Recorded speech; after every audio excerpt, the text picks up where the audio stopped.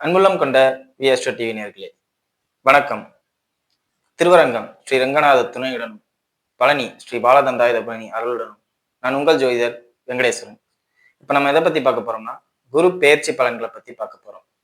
குரு பெயர்ச்சி பலன்களை பத்தி பார்க்கறதுக்கு முன்னாடி ஏற்கனவே நம்ம பராப வருடத்துல பலன்கள்ல எல்லாத்தையுமே ஃபுல்லா பேசிட்டோம்.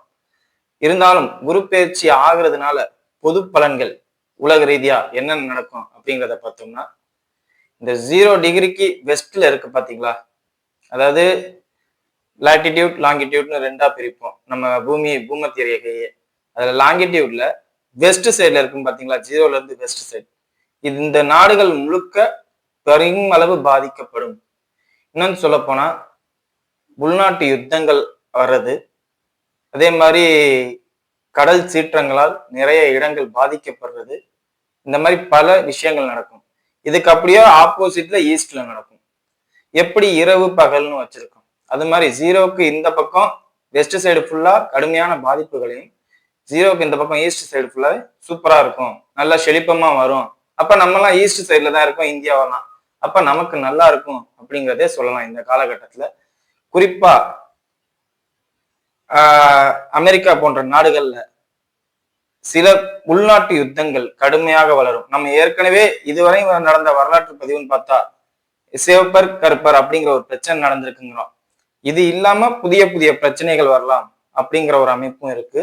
அதே மாதிரி அந்த நாட்டு அதிபரே சில சமயம் உடல்நல பாதிப்பு ஏற்படுறது மாதிரி உள்ள சூழ்நிலைகள்லாம் நடக்கும்.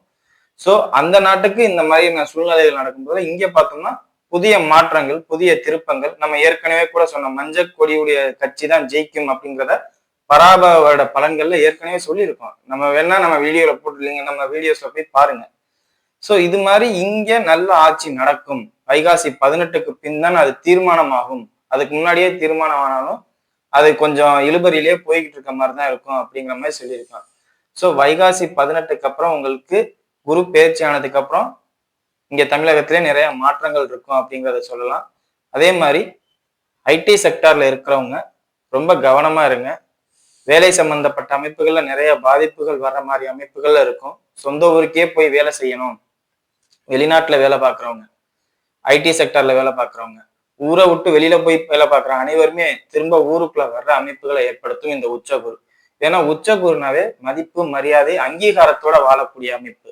சோ அந்த அமைப்பு சொந்த ஊர்ல தான் கிடைக்கும் ஒழிய வேற எங்கேயும் கிடைக்காது அப்படிங்கிற ஒரு சூழ்நிலை வர்றதுனால வெளியில போய் வேலை பார்க்குறவங்க மட்டும் கவனமா இருங்க.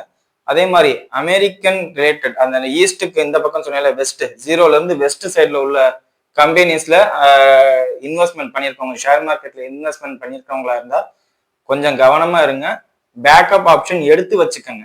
நான் உங்களுக்கு நெகட்டிவா சொல்லல, அவங்களுக்கு கொஞ்சம் சூழ்நிலை மாறுது. ஸோ அவங்க சூழ்நிலை மாறும்போது நம்ம பாதுகாப்பா இருக்கணும், கவனமா இருக்கணும், பேக்கப்க்கு ஆப்ஷன் எடுத்து வச்சுக்கணும் அப்படிங்கிறத சொல்றேன். சரிங்களா? மற்றபடி எந்த பாதிப்பும் இல்லை. சினிமா ரிலேட்டடா நிறைய மாற்றங்கள் நடக்கும். அதே மாதிரி புதிய புதிய அறிமுக நடிகர்கள்லாம் வெளியில வருவாங்க. புதிய புதிய விஷயங்கள் நிறைய, அதாவது சினிமாவை பொறுத்தவரை மொத்தமாவே மாறும் இந்த வருஷம். புதுசா இருக்கிறவங்களுக்கு நிறைய மதிப்பு இருக்கும். ஏற்கனவே எக்ஸ்பீரியன்ஸ்டு நல்ல நாலேஜ் உள்ளவங்க, நல்ல பெரிய பெரிய பட்டம்லாம் வாங்கியிருப்பாங்க. அவங்கெல்லாம் கீழே வர்றதையும் கண்கூடா பார்க்கலாம். அவங்க படம் ஓட மாட்டேங்குது, இவங்க படம் ஓடுது அப்படிங்கிற மாதிரி அமைப்புகள்ல பார்க்கலாம். இப்ப ஏற்கனவே கொஞ்ச காலமா அப்படித்தான் ஓடிக்கிட்டு இருக்கு. இது இந்த வருஷம் ரொம்ப அதிகமா நடக்கும். ஏன்னா குருங்கிறது புதுமையை விரும்பும் கிரகம்.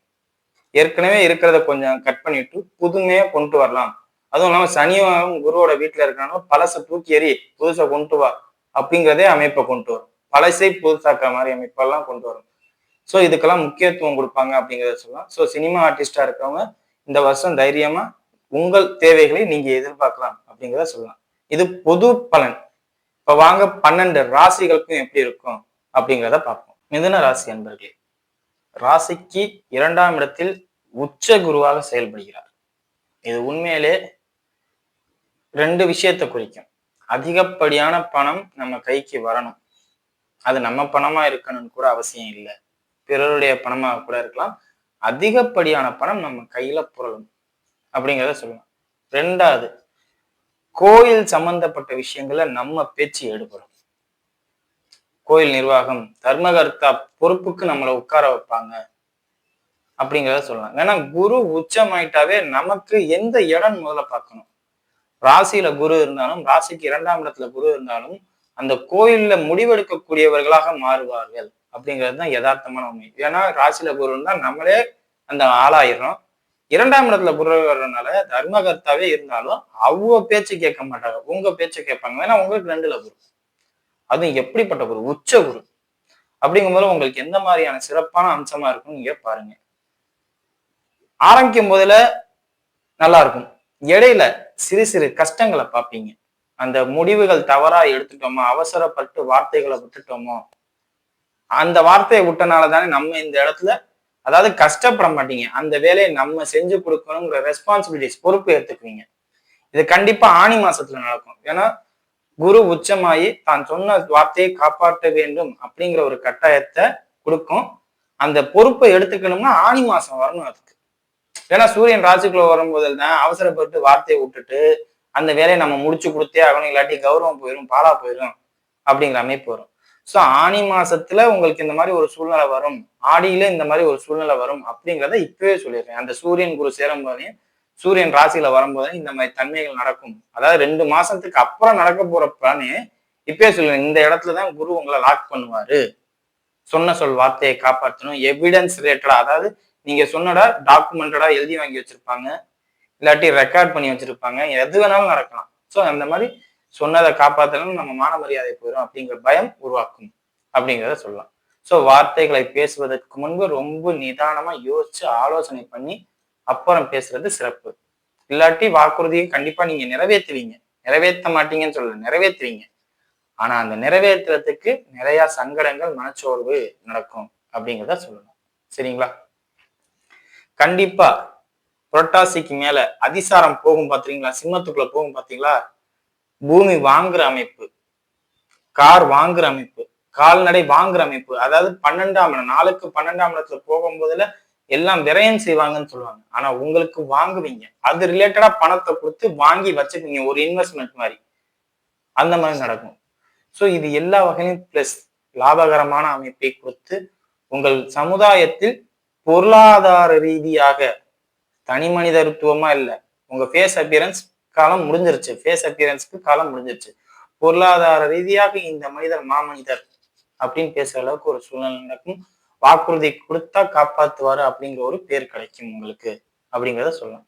ஸோ இந்த அமைப்பை முறையாய் பயன்படுத்திக் கொள்வது உங்களுடைய கடமை அப்படிங்கிறத சொல்லலாம். சரிங்களா? இப்போ வாங்க நட்சத்திர ரீதியான பலன்களை பார்ப்போம்.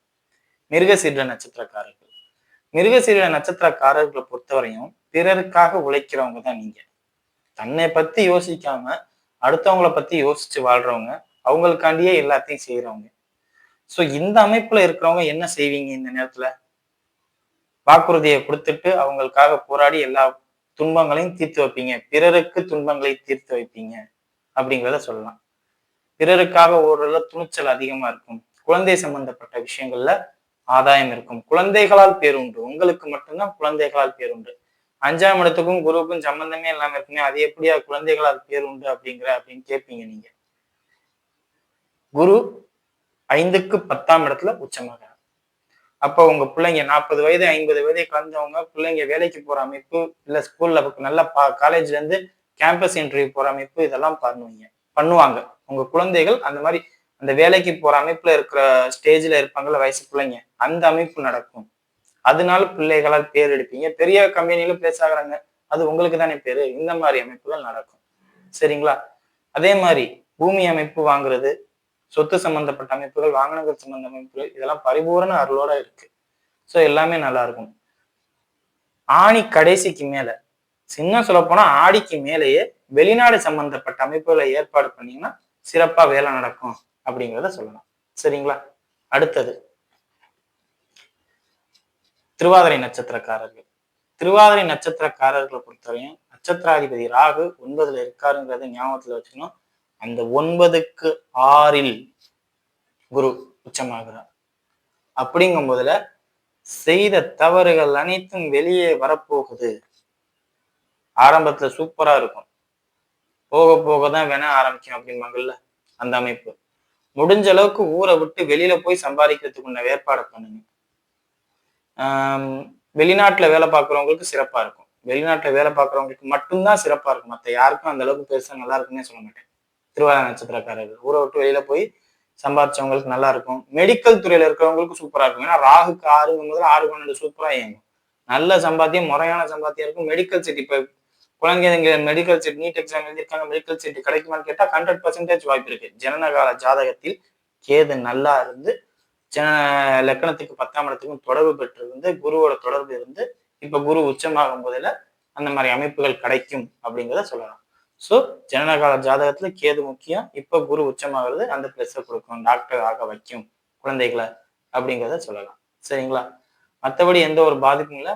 மருத்துவ செலவுகள் அதிகமா இருக்கும். மருத்துவராகாட்டி மருத்துவ ரீதியா உள்ள செலவுகள் அதிகமா இருக்கும். அதையும் பார்த்துக்கங்க. அதே மாதிரி உங்களுக்கு இந்த காலகட்டத்துல குழந்தை பாக்கியமும் நல்ல முறையில இருக்கும் அப்படிங்கிறத சொல்லலாம்.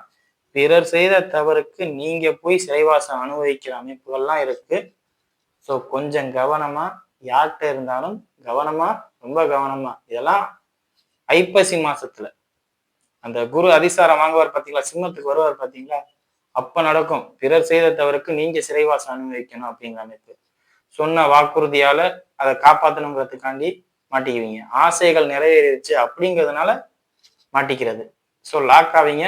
பெருமளம் சம்பந்தப்பட்ட அமைப்புகள்லாம் ஐப்பசிக்கு மேல லாக் ஆகும் அப்படிங்கிற அமைப்பு இருக்கு. கொஞ்சம் கவனமா இருக்கிறது நல்லது. சரிங்களா? மற்றபடி பெரிய பாதிப்புகள் இல்லை. சரியா? அடுத்தது புனர்பூச நட்சத்திரக்காரர்கள். புனர்பூச நட்சத்திரக்காரர்களை பொறுத்தவரையும் நட்சத்திராதிபதி உச்சம். நீங்க வச்சதுதான் சட்டம், நீங்க எடுக்கிறதுதான் முடிவு, நீங்க எதை வேணாலும் செய்யலாம். போன வருஷம் பூரா உங்களுக்கு நெகட்டிவா சொல்லியிருக்கேன். குரு வக்ரமாக கடுமையா நெகட்டிவ் சொல்லியிருக்கேன். இந்த வருஷத்துல அந்த குருக்கு எது சேர்ற காலம் மட்டும் நீங்க ஆன்மீக ரிலேட்டடா போயிட்டீங்கன்னா மிக உயர்ந்த உன்னத நிலைக்கு போயிருவீங்க.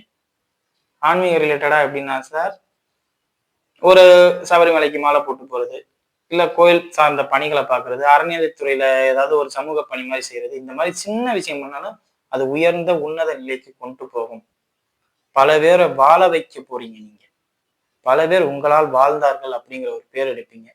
நிறைய செலவும் பண்ணுவீங்க. பெரும் பணத்தை சர்வ சாதாரணமா பிறருக்காண்டி செலவு பண்ணுவீங்க. மக்களால் முன்னேற்றப்படக்கூடியவர்கள், மக்களால் ஆதரிக்கப்படக்கூடியவர்கள், மக்களால் பெரிய லெவலுக்கு வரக்கூடியவங்க, மக்கள் பணி நாயகனாக மாறலாம். வாக்குறுதி கொடுத்து அந்த வாக்குறுதியை நிறைவேற்றினால மக்கள் பணி நாயகன் அப்படிங்கிற ஒரு பேரே எடுக்கலாம். புனர்பூச நட்சத்திரக்காரர்கள் மிதுன ராசியினர். ஸோ இந்த அமைப்பை விட்டுற வேண்டாம். எல்லாருக்கும் அது அவ்வளவு 12 வருஷத்துக்கு ஒரு வாட்டி தான் இந்த அமைப்பு கிடைக்கும். ஜனனகால ஜாதகத்துல இயற்கையாவே கிடைச்சிருந்துச்சுன்னு வச்சுக்க, நீங்க பெரிய அதிர்ஷ்டசாலி. ஸோ இது 12 வருஷத்துக்கு நடக்கும்போது அந்த ஒரு வருஷம் பண்ணீங்கன்னா அடுத்த 12 வருஷத்துக்கு அந்த பேர் காப்பாற்றணும்ல அப்படிங்கிறத சொல்லலாம். ஸோ இதை பார்த்துக்கங்க. சரிங்களா? மற்றபடி எந்த ஒரு பாதிப்பும் இல்லை. திருமண அமைப்பு திருமணம் ஆகாதவர்களாக இருக்கும் பட்சத்தில் ஐப்பசிக்கு மேல வக்ரமாகும் போதுல, அதிசாரம் ஆகும் போதுல வலுவான காலகட்டமா இருக்கும். ஜனன காலகட்டத்துல பாதிப்பான திருமண வாழ்க்கை அப்படின்னு இருந்தா கூட அவங்களுக்கு இந்த மாதிரி நேரத்துலதான் திருமண அமைப்பு நடக்கும். ஸோ பயப்பட வேண்டாம். திருமணம் ஆகாத 30 வயசு 35 வயசு ஆயிடுச்சு எனக்கு திருமணம் ஆகாதுன்னு நினைக்கிறவங்க ஐப்பசி மாசத்துக்கு பின் உங்களுக்கு திருமண அமைப்பை வலுவாக கொடுப்பார் அப்படிங்கிறத சொல்லலாம். சரிங்களா? மற்றபடி எந்த பாதிப்புமே எல்லாம் அருமையா இருக்கு புனர்பூச நட்சத்திரக்காரர்களுக்கு. சரியா? வீடியோ இப்பதான் ஃபர்ஸ்ட் டைம் பார்க்கறதா இருந்தா லைக்ஸ் பண்ணுங்க, ஷேர் பண்ணுங்க, கமெண்ட் பண்ணுங்க. சேனலை மறக்காம சப்ஸ்கிரைப் பண்ணுங்க. வேற எதுவும் ஜோதிட ஆலோசனைக்கு கீழே உள்ள நம்பருக்கு கால் பண்ணுங்க. நன்றி.